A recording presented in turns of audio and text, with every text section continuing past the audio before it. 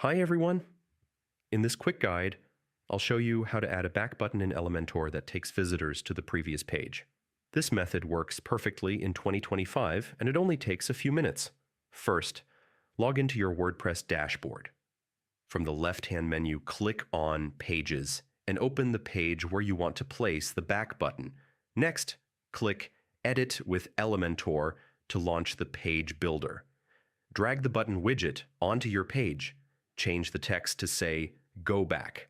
And if you like, add a left arrow icon to make it more recognizable. Now select the button, go to the Advanced tab, and in the CSS ID field type, Go Back.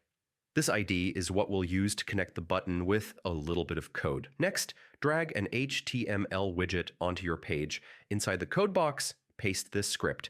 This script tells the browser to take users one step back in their history whenever they click the button. Finally, click Update to save your changes. Visit your page, click the button, and you'll see it takes visitors back to their previous page instantly. And that's it. You've just created a fully functional back button in Elementor with a simple button, widget, and a few lines of JavaScript.